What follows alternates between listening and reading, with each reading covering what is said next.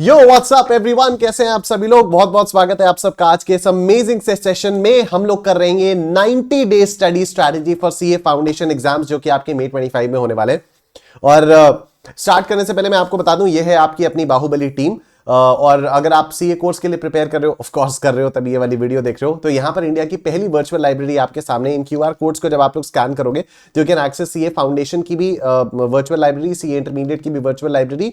ये हमारे कुछ नए बैचेस हैं जो कि स्टार्ट होने वाले हैं, जो कि कुछ चल रहे हैं। जैसे मई 25 के लिए, सितंबर 25 के लिए, 16 दिसंबर से हमारा ये वाला बैच जो आप लोग देख सकते हो, this batch exam oriented batch, ये वाला हम लोगों का स्टार्ट हुआ था 3 फरवरी से।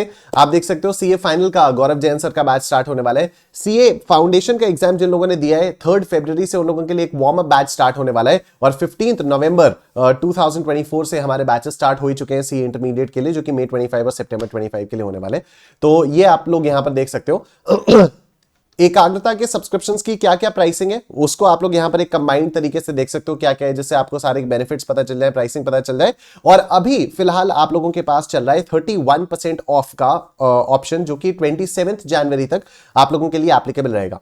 ठीक है, तो अब इसके लिए आपको करना क्या होगा, आपको सिंपली अड्डा 24/7 की वेबसाइट पर आना होगा। और यहां पर जब आप वेबसाइट पे आओगे तो आप स्क्रॉल करोगे, और यहां पर आप स्क्रॉल जब करोगे तो आपको एकाग्रता सीए दिखाई देगा। ठीक है, जब एकाग्रता सीए दिखाई देगा तो आप यहां पर सीए फाउंडेशन या इंटरमीडिएट पर क्लिक करोगे। सीए फाउंडेशन पर जब क्लिक करोगे तो आपके सामने ये 3 ऑप्शंस आएंगे।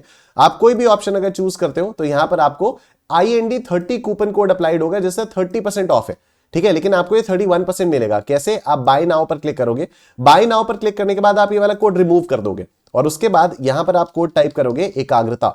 जब एकाग्रता कोड टाइप करोगे तो आपको ये 30 की जगह 31% का डिस्काउंट यहां पर मिल जाएगा। ठीक है, तो इसको आप लोग ये देख सकते हो।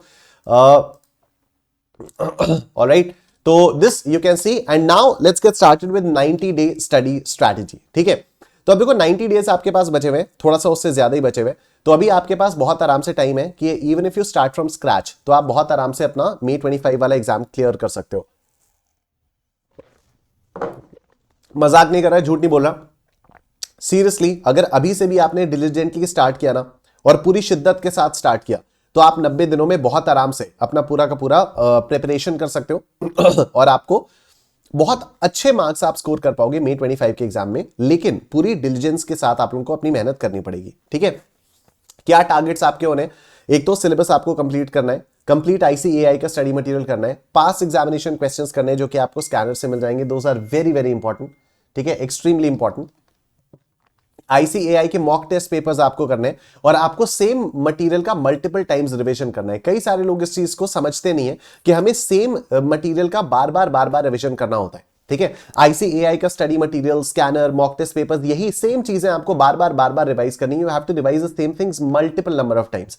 और ट्रस्ट मी, पढ़ाई से ज्यादा इंपॉर्टेंट रिवीजन होता है। लेकिन अब उस रिवीजन को सही स्ट्रैटेजी के साथ कैसे किया जा सकता है, उसके बारे में हम लोग यहां पर अभी थोड़ी देर में बात करेंगे। ठीक है, और ऑफ कोर्स आपको टेस्ट सीरीज भी देनी है। प्रायोरिटी वाइज अगर मैं चैप्टर्स के बारे में बात करूं तो ये आप लोग देख सकते हो, इसका आप स्क्रीनशॉट ले सकते हो। तो लॉजिकल रीजनिंग, मतलब ये वाली जो मैंने प्रायोरिटी बनाई है, ये उसके बेसिस पे बनाई है कि पिछले कुछ सालों में, पिछले 10 सालों में जितने भी अटेम्प्ट्स हुए 20-22 अटेम्प्ट्स हो चुके हैं, तो पिछले 10 सालों में जो भी अटेम्प्ट्स हैं, उनमें किस चैप्टर से ऑन एन एवरेज कितने मार्क्स के क्वेश्चंस आए हैं, उसके बेसिस पर मैंने ये प्रायोरिटी वाइज आप लोगों के लिए चैप्टर्स की लिस्ट बनाई हुई है। ठीक है, तो इसको आप लोग स्क्रीनशॉट इसका ले लो, जिससे आपको एक अंदाजा मिल जाए कि अच्छा ठीक है, हम लोगों को किस प्रायोरिटी में चैप्टर्स को सॉल्व करना है। राइट, तो ये आप लोग यहां से देख सकते हो। उसके अलावा कुछ ये मस्ट डू चैप्टर्स भी है कि भाई ये तो करके जाने ही जाने हैं। इतना कर लिया तब तो, मतलब ये तो बेयर मिनिमम है कि भाई इतना तो आपको करना ही करना है। ठीक है, वैसे तो आप अभी इस समय मस्ट डू चैप्टर्स को अगर आप नहीं भी देखोगे तो चलेगा, क्योंकि ये प्रायोरिटी वाइज चैप्टर्स मैंने आपको बता दिया है। और आपका अभी जो टारगेट होने वाला है वो 100% सिलेबस कंप्लीशन वाला टारगेट होने वाला है। तो ये मस्ट डू चैप्टर्स को अगर आप नहीं भी देखोगे तो चलेगा। ठीक है, अब पढ़ाई आप कहां से करोगे? तो पढ़ाई आप सिंपल तरीके से कैसे करोगे? पढ़ाई आप करोगे अपने स्टडी मटेरियल से कर लोगे, या फिर कोई बैचेस कर लोगे, या अभी मैंने आप लोगों को दिखाया एकाग्रता पे 31% का ऑफ चल रहा है, तो आप कोई भी लाइव बैच, रिकॉर्डेड बैच, आप कुछ भी देख सकते हो और उससे आप अपनी पढ़ाई कर सकते हो। और मैं यही रेकमेंड करूंगा कि आप प्रॉपर बैचेस लो। ठीक है, आप प्रॉपर क्लासेस लो। क्लासेस से आप पढ़ाई तो कर लोगे, लेकिन उसके बाद आपको रिवाइज कैसे करना है, ये बहुत इंपॉर्टेंट है। तो देखो, एकदम साइंटिफिक रिवीजन स्ट्रैटेजी मैं आपके साथ शेयर करने जा रहा हूं कि आप कुछ भी जब पढ़ते हो ना तो उसका पहला रिवीजन होना चाहिए विद इन 24 आवर्स, और उसके बाद नेक्स्ट रिवीजन होना चाहिए with in 3 days from the first revision, और उसके बाद हर 7वें दिन पे उसका रिवीजन होना चाहिए। Trust me, every 7th day you should revise the same thing. मैंने अभी आपसे थोड़ी देर पहले बोला था ना, मल्टीपल रिवीजन आपको करने चाहिए सेम मटीरियल के। तो मल्टीपल रिवीजन आप कब कब, फ्रीक्वेंसी क्या होनी चाहिए? आप बोलो मैंने 4 बार रिवाइज किया, कब रिवाइज किया? एक बार महीने के स्टार्टिंग में, फिर महीने के एंड में, फिर अगले महीने के स्टार्टिंग में, और फिर अगले महीने के एंड में। ऐसे थोड़ी होगा, ठीक है? आपको रेगुलरली रिवाइज करना पड़ेगा और प्रॉपर फ्रीक्वेंसी से रिवाइज करना पड़ेगा, जिससे चीजें आपके दिमाग में हैमर होती रहे और आपको वो चीजें याद रहे, ठीक है? तो अब ये रिवीजन स्ट्रैटेजी आप इंप्लीमेंट कैसे करोगे? ये रिवीजन स्ट्रैटेजी आप इंप्लीमेंट करोगे with the help of a Google calendar. और गूगल कैलेंडर को यूज करके कैसे आप ये रिवीजन स्ट्रैटेजी इंप्लीमेंट करोगे, मैं फटाफट से आप लोगों को बता देता हूं। सो जैसे ये है गूगल कैलेंडर, ठीक है? Now today is the 23rd of January when I am recording this video. आप इससे एक आध दो दिन बाद ये वाली वीडियो देख रहे होगे, इट डजंट मैटर, ठीक है? तो अब जैसे मैं आपको 23rd का ही दिखा रहा हूं कि सपोज आज मैंने मैथमेटिक्स फॉर फाइनेंस का सिंपल इंटरेस्ट वाला पोर्शन निपटाया, ठीक है? मैंने क्लासेस देख ली और सिंपल इंटरेस्ट वाला पोर्शन मैंने कर लिया। अब इसका पहला रिवीजन होना चाहिए विद इन 24 आवर्स, यानी 24th of January को इसका पहला रिवीजन होना चाहिए। तो what I will do is I will create a task. मैं एक टास्क क्रिएट करूंगा और यहां पर मैं डालूंगा सिंपल इंटरेस्ट, ठीक है? मैं यहां पर डाल दूंगा सिंपल इंटरेस्ट। सिंपल इंटरेस्ट डाला, यहां पर डेट में मैं डाल दूंगा 24th January, और सुबह 6 बजे का मैं यहां पर टाइम सेट कर दूंगा, ठीक है? आई डोंट वरी, सुबह 6 बजे आई एम श्योर आप में से कई सारे लोग नहीं उठते होंगे, इट्स एब्सोल्युटली फाइन। मैं सुबह 6 बजे का अलार्म सेट कर दूंगा, सेव कर दूंगा इसको। इससे होगा क्या कि कल जब सुबह 6 बजे आप उठोगे, ठीक है, या जब भी आप ये डेट देख रहे हो, जब भी आप ये वाला सेशन देख रहे हो, ये मत करना कि अरे ये तो लाइव नहीं है, ऐसा है वैसा है। अभी 23 जनवरी 2025 को मैं बैठ के ये वाला रिकॉर्ड कर रहा हूं सेशन, ठीक है? हो सकता है आप 1-2 दिन बाद देखो, जो भी है। तो अब आपने आज अगर कुछ किया, कल के लिए आपने रिमाइंडर लगाया, कल के लिए आपने उसमें टाइम सेट किया, तो कल सुबह 6 बजे ये आपको, आपका जो फोन है वो आपको रिमाइंडर दे देगा कि भाई तेरे को आज सिंपल इंटरेस्ट पूरा का पूरा रिवाइज करना है। 20 क्वेश्चंस हैं आईसीएआई के स्टडी मटेरियल में गिन के, ठीक है? और स्कैनर उसके बाद करनी है, पहले पूरा स्टडी मटेरियल आपको करना है, उसके बाद आपको स्कैनर उठानी है। आप ऐसा भी कर सकते हो कि जैसे आपने सिंपल इंटरेस्ट के क्वेश्चंस किए, स्टडी मटेरियल से सिंपल इंटरेस्ट कर लिया, उसके बाद आपने स्कैनर से सिंपल इंटरेस्ट के क्वेश्चंस कर लिए। तो स्कैनर में क्या है कि हर चैप्टर के स्टार्टिंग में हमने पूरी एक टेबल दी हुई है कि कौन कौन से क्वेश्चंस किस टॉपिक से पर्टेन करते हैं। तो अगर आपके पास लेटेस्ट वाली स्कैनर होगी तो उसमें आपको मैथमेटिक्स फॉर फाइनेंस के फ्रंट पेज पे ही दिख जाएगा कि अच्छा ये क्वेश्चन नंबर सिंपल इंटरेस्ट है, ये कंपाउंड इंटरेस्ट है, एंड सो ऑन, राइट?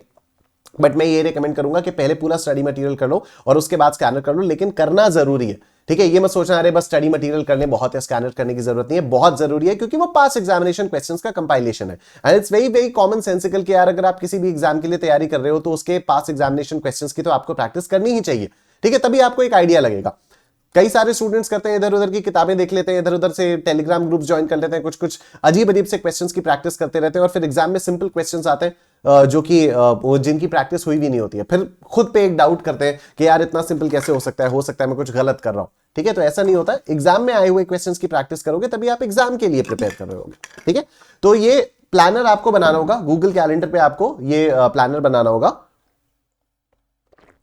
और सबसे इंपॉर्टेंट बात कि अगर किसी के फोन में गूगल कैलेंडर नहीं है, जैसे I am given to understand, like मेरे ख्याल से शायद जो ये एमआई वाले जो फोन्स होते हैं या कोई और फोन्स होते हैं, आई डोंट नो, कुछ जैसे वन प्लस में तो गूगल कैलेंडर होता है शायद, और सैमसंग वाले फोन्स में भी गूगल कैलेंडर होता है मेरे ख्याल से, I am not very sure. जैसे अगर आपके फोन में गूगल कैलेंडर नहीं है, प्ले स्टोर से गूगल कैलेंडर डाउनलोड कर लो, ठीक है? आपके फोन्स में अपना खुद का कैलेंडर होगा, लेकिन आई वुड रेकमेंड कि आप प्ले स्टोर से जाकर अपना गूगल कैलेंडर डाउनलोड करो। If you are using iPhone तो आप ऐप स्टोर से जाकर गूगल कैलेंडर को डाउनलोड कर सकते हो, ठीक है? अब यहां पर आपने रिमाइंडर लगा दिया कि भाई कल सुबह 6 बजे ये बता दे सिंपल इंटरेस्ट। अब आप कल सुबह कितने भी बजे उठो, 10 बजे, 11 बजे, 12 बजे, आप जब उठोगे तो आपके फोन पे आपको एक रिमाइंडर दिख जाएगा कि भाई सिंपल इंटरेस्ट को रिवाइज करना है, ठीक है? अब आपको उस पूरे दिन में कभी भी जब भी आपको टाइम मिलेगा सिंपल इंटरेस्ट को रिवाइज करना है। तो ये तो हो गया पहला रिवीजन।